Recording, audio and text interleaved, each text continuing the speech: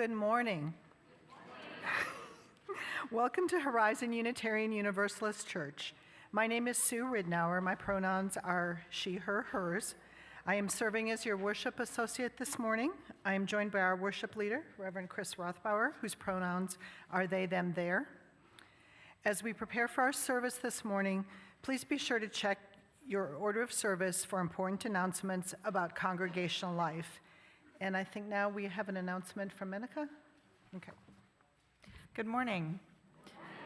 My name is Menica, and my pronouns are she, her, or they, them. Our Share the Plate partner today for December is Love Packs. And now I'm going to just read you a brief statement from the board of directors of Love Packs. Love Packs was born out of a shared desire to help children in our community. The four founding families were made aware of 6 kids at Kamey Elementary in the colony who were being sent home from school every Friday with a backpack of food because they were not getting enough to eat on the weekend. After talking to the school counselor, we found out that these kids were going to be hungry over the Thanksgiving holiday when they were out of school for a week. The thought of kids not eating touched the hearts of our families, and we began Love Packs to try to fill the gaps for these children over the holidays. We found that many children in the area were living below the poverty line, 73% at one school alone. With this information in front of us, we created a Facebook page and started spreading the word to people we knew. The community generously donated enough to provide not just 6, but 46 boxes of food, feeding one child 2 meals and a snack each day for the 9-day Thanksgiving break. Packing these boxes became a community affair as neighbors came together and donated their time. We couldn't do the work we do without tremendous support from donors and volunteers, and that was from the Love Packs board. So this program has spread from the colony to other parts of DFW, including Louisville, and I personally have worked with Love Packs to put together boxes of food. And it's usually home run, like people volunteer their home. So I went to a house where the family had turned their garage into like a organizing kind of distribution center, and where people brought donated foods, and then it took up most of their garage space, but it was such a rewarding experience to be able to come together with others in the community to put together the donated food that we knew would help so many hungry children. So I hope that you will donate during our offertory today for this very worthy cause. Now, let us join our voices in responsive welcome. You'll find the words projected on the screen behind me. To all who are yearning for community, to all who are just getting started, to all who long to go deeper, to all with tender places needing care. Come in, be among us. To the ones who have healed and have care to give, to those who are curious and hungry to learn, to those who know they have something to teach. Come in, be among us. For the ones who are just beginning to suspect they might nurture others becoming, to the young and the old, the innocent and the jaded, the fresh of mind and the deeply steeped, there is room for each and every one. Come in, be among us. Wherever you are on your spiritual journey, no matter who you are, the people you love, how you look, what you can or cannot do, you are welcome here, just as you are in this community of care and concern. Come in, be among us. We will continue our conversations at coffee hour immediately following the service in the fellowship hall. Welcome, and let us worship together. Our call to worship this morning is from Michelle Collins. In times when despair feels reasonable and cynicism seems wise, we gather to practice radical hope, not passive waiting, but active defiance against forces that would diminish our humanity. Yes. Together, we choose hope as resistance, imagination as rebellion, and love as our most revolutionary act. Come, let us worship together.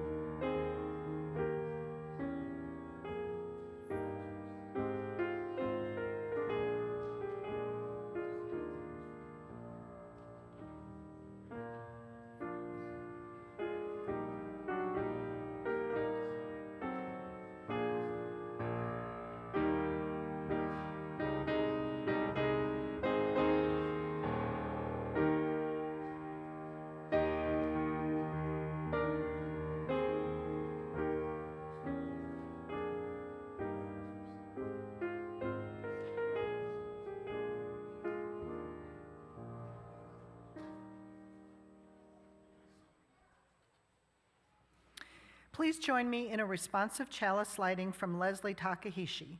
The response will be projected on the screen behind me. This is the season of anticipation, of expecting, of hoping, of wanting. This is the time of expecting the arrival of something or someone. We are waiting. This is the time of living in darkness, in the hues of unknowing, of being quiet, of reflecting on a year almost past, waiting for a new beginning, for a closing or an end.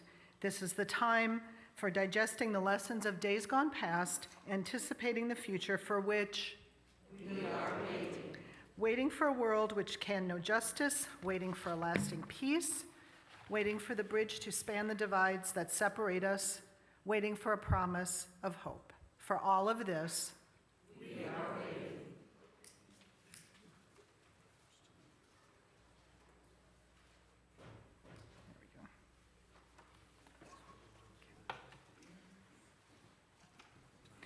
Please join me in our affirmation, which is printed on the back of your order of service and projected on the screen.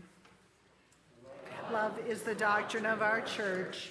The quest for truth is its sacrament, and service is its prayer. To dwell together in peace, to seek knowledge in freedom, to serve humanity in harmony with the earth. Thus do we covenant together. And now I would like to invite you to rise in body or spirit and join us in singing our opening hymn, hymn number 361 in the gray hymnal, Enter, Rejoice, and Come In.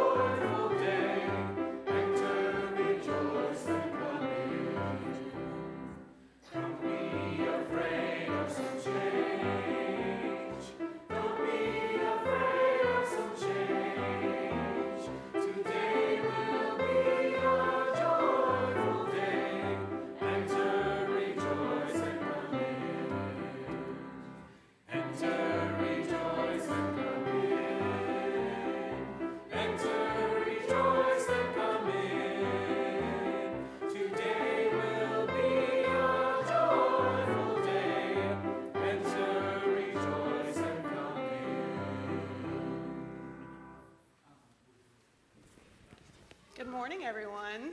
Good morning. So today we're going to have a little conversation. I'd like the young and the young at heart to come up here and join me in the front row, if you would, please. Come on, I know you want to. Come on. Come on in.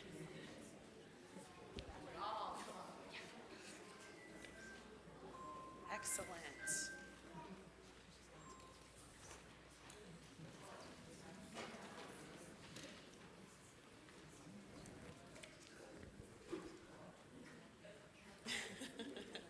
Okay, so today I want to tell you something really cool about hope and not knowing what will happen. So hope and uncertainty are like peas in a pod. What I mean is that they usually show up together, and you usually can't have one without the other.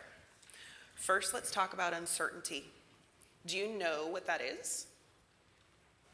Uncertainty is a word that means I don't know what's going to happen yet. Like when you study for a test, but you don't know what grade you'll get.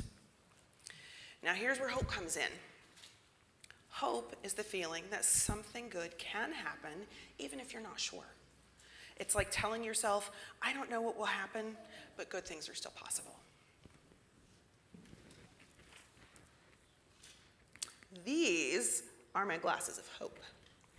When I put them on, I don't suddenly know the answers, but I can see the possibilities and what could go right.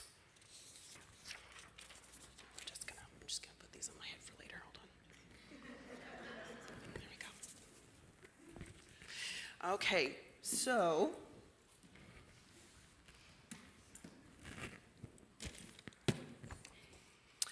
we're going to put this theory to a test, okay? Sometimes life feels like this mystery box. Today I'm calling it the uncertainty box. We don't know what's inside. It could be awesome or boring or strange. There's something in here. Okay, so let's look closer at the uncertainty box. You don't know what's inside. Without using hope, imagine what's in the box. What do you think's in the box? Without using hope. A job application. A job application, okay. Freddy Fazbear, I don't know. Okay, all right. How about you? A half-eaten piece of pizza? That is definitely no hope. How about you? A monkey? Okay. It could be a monkey. Okay, so how did it feel guessing what was inside? It didn't feel very good, huh, with no hope? Not knowing what will happen can feel a little weird or even scary. But guess what? This is where hope comes in. Hold on. I have to put these over my glasses, otherwise I can't read what I'm doing. But these are my are my hope glasses. They're my hope glasses. Yeah, I can't wear both of them. That's not gonna work. Okay, I'm just gonna have to hold this piece of paper far away from my face. All right, so these are my glasses of hope. When I put them on, I can't see the future, and I don't suddenly have the answers, but I can see the possibilities of what could go right. Now I want you to imagine putting on your own glasses of hope. You still don't know what's inside the box, right? But with hope, let's imagine some good things that might be in the box. What do you think with hope, what could be in the box?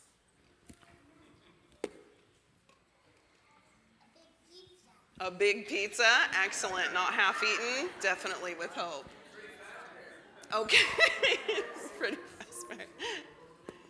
Tax evasion. Freddy Fazbear trash can. Okay, tax evasion. I don't know if that's hope. An epic mansion? A fireman? Excellent. One more. Some random person's car keys. Oh, okay. Random person's car keys. That's hope for them. We found them, right? Okay. All right. So hope doesn't make the future certain, but it helps us think of the good things that could happen. Oh, there's something good in here. See, without knowing, we had hope, and we have a fun stuffed animal. It's a good one, right? We got Frosty. Excellent. I know, pretty cool, huh? So, when we weren't sure what was inside, but hope helped us feel brave and curious instead of scared, right? So here's what's interesting about hope and uncertainty. You can only have hope when things are uncertain. If you already know exactly how things are going to turn out, you wouldn't need hope at all. Hope and uncertainty go together like this box and the glasses. The contents of the box are unknown and you don't know what's coming yet, but the glasses will help you imagine all of the good possibilities. So anytime you feel unsure about something, put on your glasses of hope, real ones or imaginary, and say to yourself, something good is still possible. Okay, thank you so much for being a part of Time for All Ages this morning, and let's go ahead and sing you out to your class.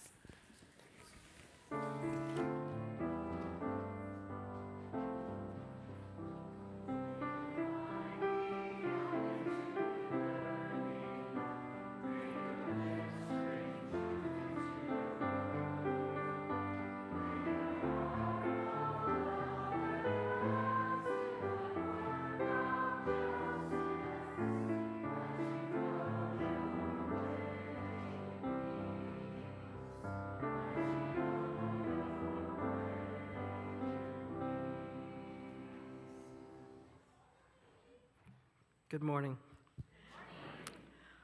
As membership co-chair, I get to help with the process of celebrating new members. We gather today to recognize and welcome our new members. As I call your name, please come to the front of the church and stand in front of the chancel. Becky Walters. And Becky lives in the blue neighborhood group. And Thomas Earthman. Thomas Earthman is a returning former member, and he lives in the purple neighborhood group. And Peruska Werther. And she lives in the blue neighborhood group. You want to come up here?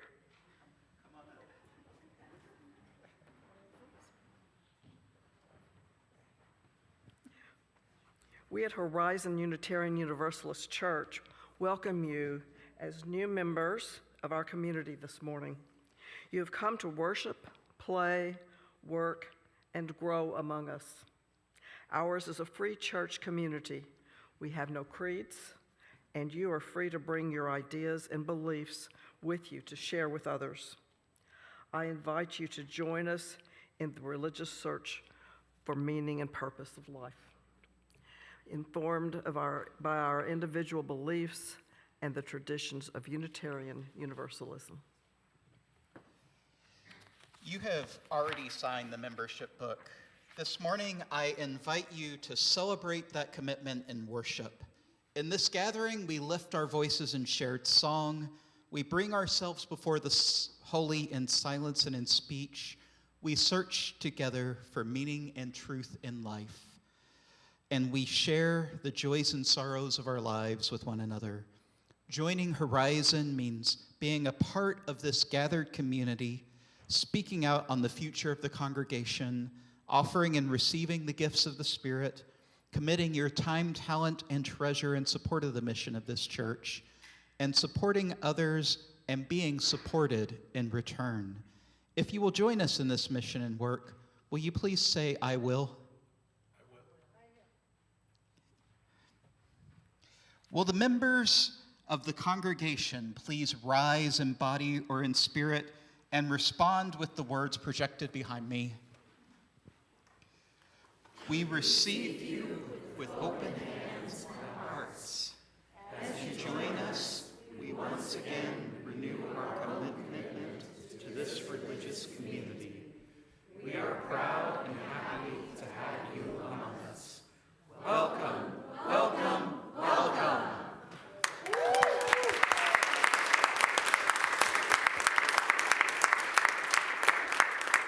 We welcome you back to Horizon, and thank you for being among us. We hope you'll join us for coffee hour and potluck today. You may go ahead and be seated, and welcome.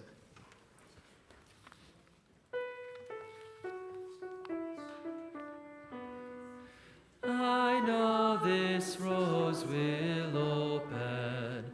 I know my fear will burn away. I know my soul will unfurl its wings. I know this rose will open. The offering we take each Sunday isn't just a stale habit. It's an opportunity to recommit to this place and to this people. Our offering is an affirmation, a yes.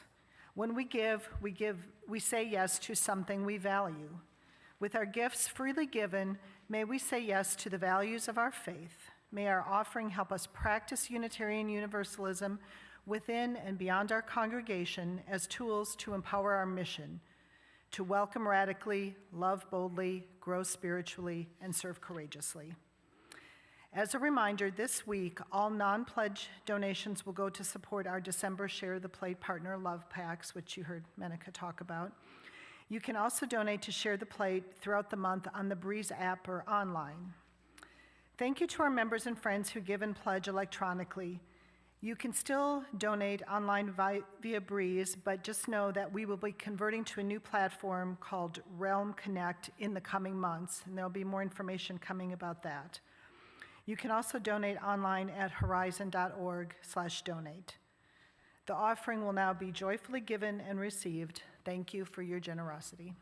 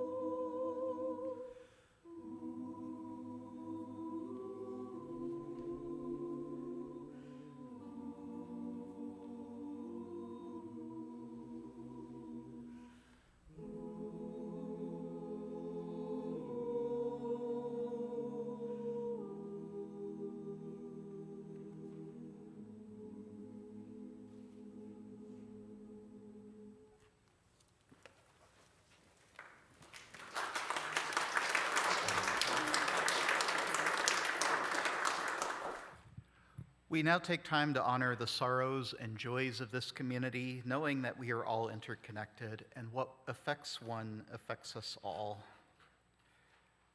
Sarah and Rusty Nadel share a joy on behalf of Elliot.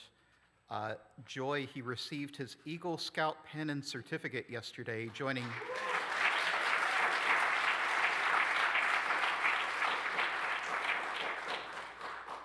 4% of Scouts who rise to this rank. Congratulations. An anonymous sorrow, missing my dad this time of year, but grateful for the support of my husband and his family. And we light a candle this morning to honor all the joys and sorrows which have gone unspoken and reside only in our hearts.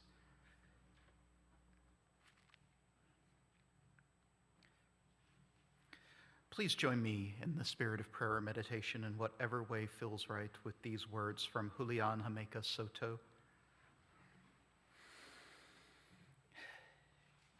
In this community, we hold hope close. We don't always know what comes next, but that cannot dissuade us. We don't always know just what to do, but that will not mean that we are lost in the wilderness. We rely on the certainty beneath, the foundation of our values and ethics.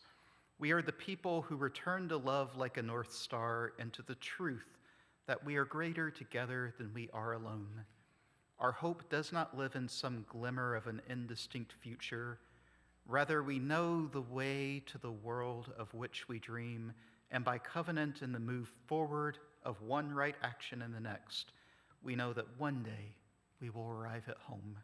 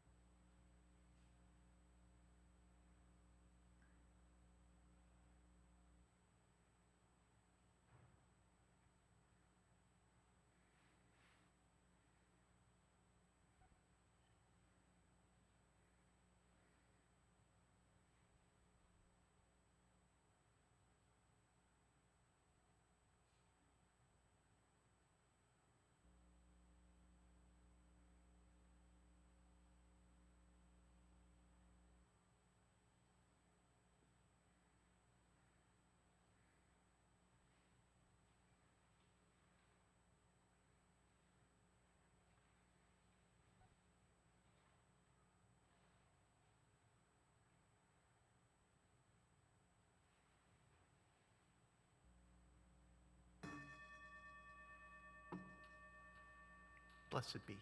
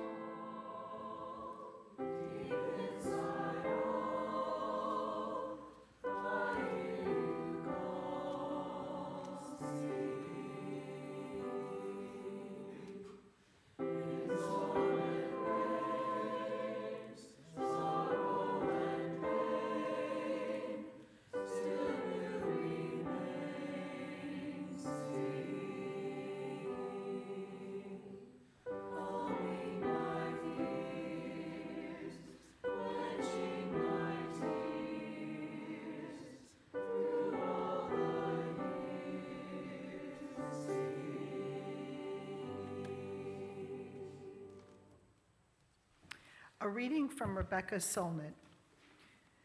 Hope locates itself in the premises that we don't know what will happen, and that in the spaciousness of uncertainty is room to act. When you recognize uncertainty, you recognize that you may be able to influence the outcomes, you alone, or you in concert with a few dozen or several million others.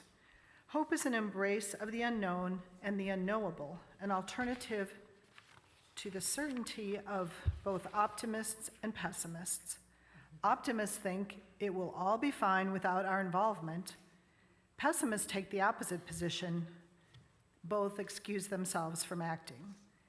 It's the belief that what we do matters, even though how and when it may matter, who and what it may impact, are not things we can know beforehand.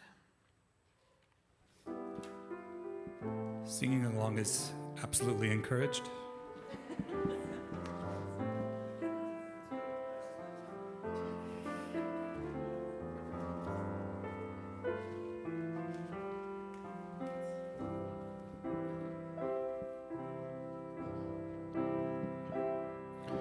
Climb every mountain, search high and low, follow every byway, every path you know. Climb every mountain,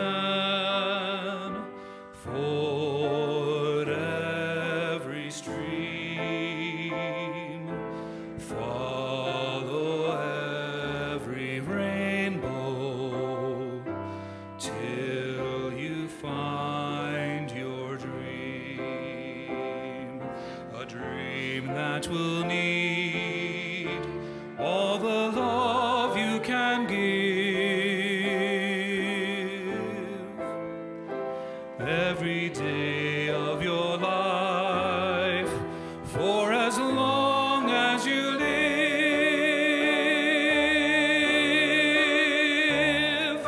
Climb every mountain, ford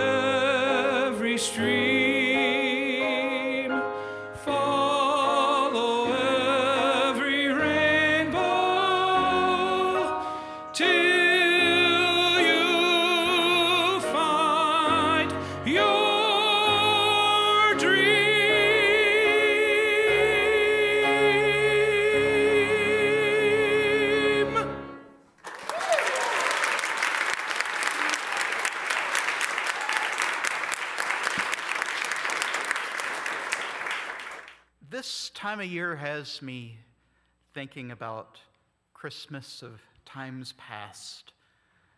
As a kid, I knew that when I woke up on December 25th, there would be all sorts of presents waiting under the tree for me, both from my family and from Santa. I loved to unwrap well-thought-out toys, both the latest, greatest fads, as well as things that would help nurture my curiosity and interests, and even a few clothes. For the next week, I would have a great time playing on cold winter days during school holidays. But the days leading up to Christmas could feel like absolute torture. Starting after Thanksgiving, the anticipation of the coming holidays was enough to drive a little kid crazy. There was a lot of bargaining with my parents as I begged to be allowed to open just one present. And the closer it got to Christmas, the more the anticipation turned to anxiety. To be honest, as an adult who's now been on the other side of things, I wonder how schools manage to get things done in the weeks leading up to winter break. After all, every kid in the school has the same thing in mind: presents, time off, and watching lots of television with no obligations until after the new year. I'm of multiple thoughts about this tradition. On one hand, it can teach kids the value of patience and how good things come to those who wait. On the other hand, they're kids, and oh my goodness, I remember how much that pained me. As I was thinking about this yearly ritual, I realized that despite all the other maddening emotions surrounding the holiday, what I was feeling back then was hope. Hope for a good Christmas and for all my dreams about the holiday to come true. But I couldn't have had hope without the anxiety and uncertainty I felt in the weeks leading up to Christmas. After all, if they just gave me all my presents on the day after Thanksgiving, I wouldn't have had any of those emotions. Hope was how I dealt as a kid with the uncertainty and anxiety. Hope that it would all pay off in the end. The first year after my parents' divorce, I was in third grade. I remember Christmas felt very different. I now know that my mother was low on money, living paycheck to paycheck, sometimes not eating so I could eat, and was wondering how she would be able to give me any sort of Christmas. She didn't tell me, though, and in fact, I went through all the anticipatory emotions of the season, waiting for Christmas to get here. I didn't know I had a reason to lose hope for the holiday, even if things felt off, messed up from how they usually did. On Christmas morning, I had the usual trough of presents in the stocking and under the tree. One thing that surprised me, though, was I saw a stuffed animal in the stocking that looked familiar. In fact, I'd had it for years. I've been able to confirm through old photos that it was there. It was just one of those things I didn't play with very often. I never told my mother, I realized. But I found out years later when some of her coworkers came to her memorial service that they had helped her get presents for me that year. And she topped it off with a few things she thought I didn't recognize. She wanted me to feel like there was still an abundance of blessings in my life, despite just how much it all felt upside down. My mother wouldn't let hope die for her either. In the uncertainty of her life, when she wasn't sure what the future had to offer, my mother clung to hope. Hope, not just that life would be better for her someday, but that it would be better for me. Hope that my life could be better than hers.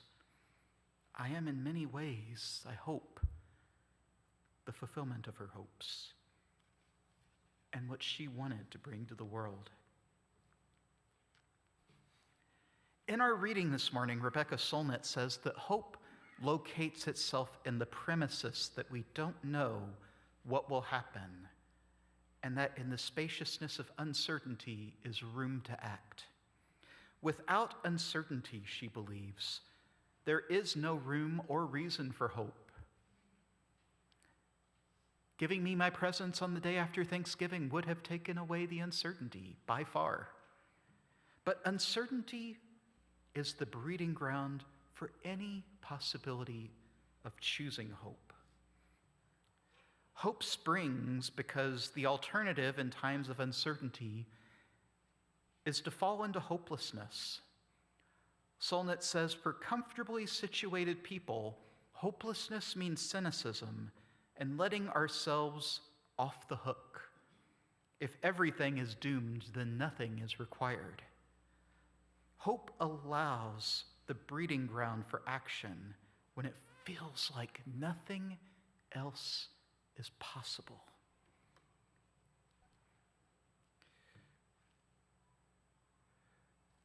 I'm also reminded,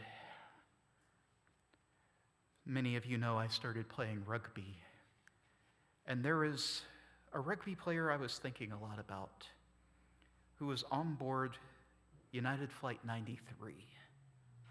It's had me thinking about the passengers and crew of that flight that was hijacked on September 11th, 2001, and ultimately crashed in rural Pennsylvania after those aboard attempted to retake control of the plane. If ever there was a time for despair, it was then. Word got to the passengers through the airphones that other planes had crashed that morning in New York and Washington. They knew the situation was dire, their chances slim, but they decided they couldn't just wait for a miracle. They had to be the miracle.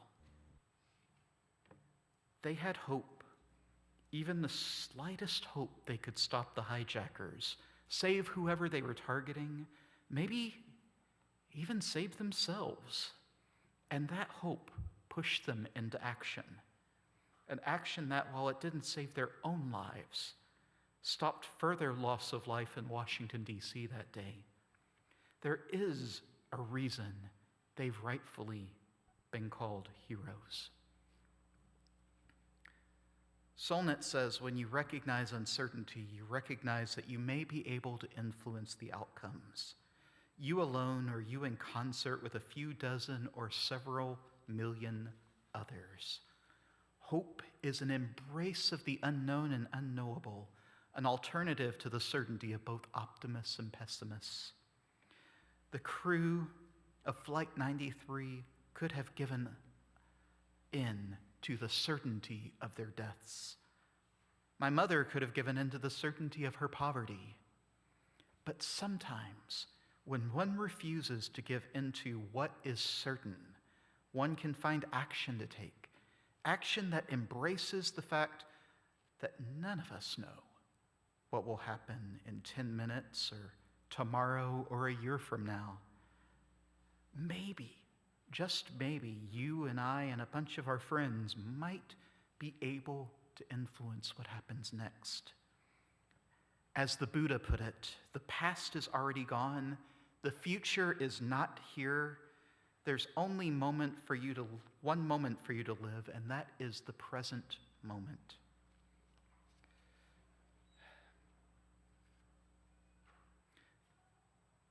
I've stopped saying that every year is the most stressful year on record because I started doing that in 2020, and every year since has felt worse. But nevertheless, we're coming up to the end of what's been a very stressful year for many people. I've talked to a lot of people who are worried about the state of our country and the world, worried that long fought for rights are being rolled back, that environmental degradation is now being pushed unchecked, that wealth inequality is only getting worse and worse, that divisions in social and political identities are getting to the point it's tearing family and friends apart, that their children and grandchildren may inherit a world that's worse than the one they did. Some would call the times we live in a hopeless situation. And in fact, I heard some people say that maybe we just all need to burn it down and see what builds up in its place. But I don't think it's accurate that we're hopeless. So we are certainly in uncertain times, interesting times, as some of my colleagues would say, times in which I have no idea what will happen next. It's true, our country may tear itself apart. We may destroy the environment beyond repair, and a lot of people may suffer because of the greed and selfishness of a few. There's no denying that these are possibilities. They are not, however, certainties. That, I think, is the key to avoiding hopelessness, to see more than one possibility for the future. I'm reminded of an episode of Star Trek: The Next Generation where Worf is transported through multiple parallel universes and finds out every possibility that could happen exists in some universe, and yet he still has power to affect what happens in his own. That is the hope, that there are millions of possibilities yet, not just that one that cynicism may be laser focused on. And I think that's where the opening for hope is. That any one of us might be able to act in a way that things may shift, that the arc of the universe may prove to be long enough to bend towards justice, in the words of Unitarian minister Theodore Parker. As poet Charles Bukowski put it, I'm not dead yet, just in a state of rapid decay. That's where the opening is. That action is still possible even when we're not in an ideal state of the world. Possibility in action. Being able to see what could be in the future, despite how the present looks, and do something to make it a reality. And, well, even if we don't get the results we hope for, we can keep pressing on for the future. For as the Catholic mystic Thomas Merton once put it, do not depend on the hope of results. You may have to face the fact that your work will be apparently worthless and even achieve no result at all, if not perhaps results opposite to what you expect. I'm reminded of the story of suffragette Susan B. Anthony, who worked tirelessly to help women get the right to vote. But she died a decade before the 19th Amendment was ratified. If we could bring her back to life and have a Q&A with her, do you suppose she would say that her work was useless? Or would it be more accurate that her work helped shift society towards justice, even though she didn't live long enough to see it? And perhaps that's the key in these interesting times. I don't know whether what we do will cause any shifts in the world in my lifetime. I am, however, confident that my life is not for naught, that each of us who who has the audacity to live as if our lives matter, even in uncertain times, are doing things which are important and need to be done by us. And perhaps that's where hope lies, in the audacious possibility that our worst cynicism about the state of the world is wrong. And perhaps we still might be able to make a difference.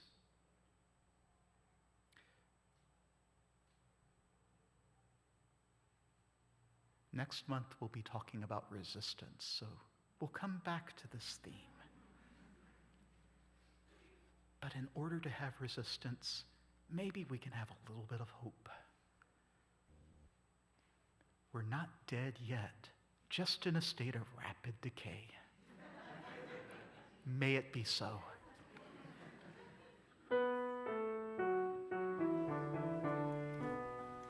I know this rose will open. I know my fear will burn away.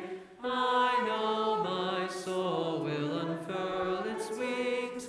I know this rose will open. We extinguish this flame, but not our commitment to welcome radically, love boldly, grow spiritually, and serve courageously. We do this because we envision a beloved community filled with compassion, helping all to thrive in a just world. I would like to invite you to rise in body or spirit and join us in singing our closing hymn from our new virtual hymnal, We Will Carry Each Other.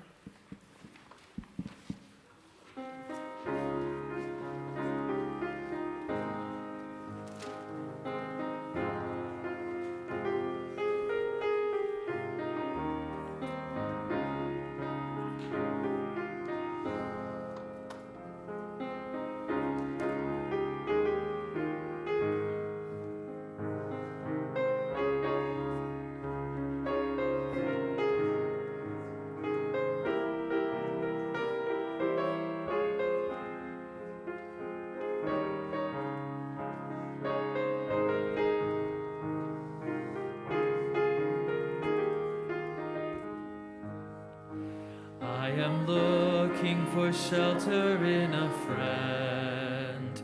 We can build a beginning, but I do not know the end. I am scared of breaking when I bend. We will carry each other on the way. My courage is your courage when the journey is only getting longer. My strength is your strength.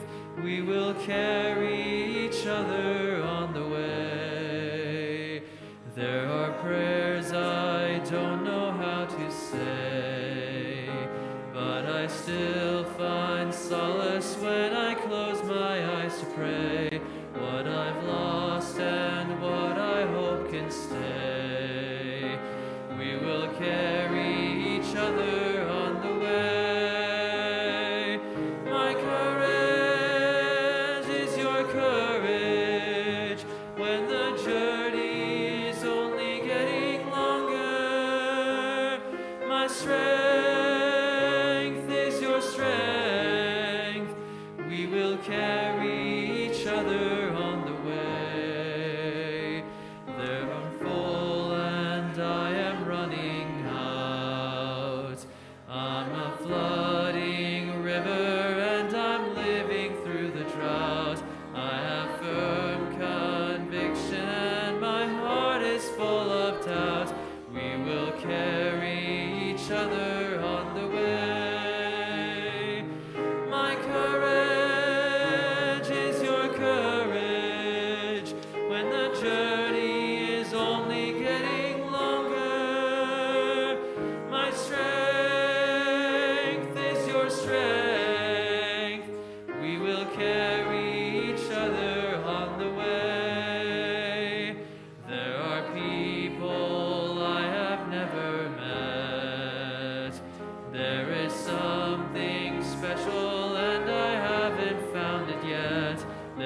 abundance, given freely, taken with no debt. We will carry each other on the way. My courage is your courage when the journey is only getting longer. My strength is your strength. We will carry each other on the way.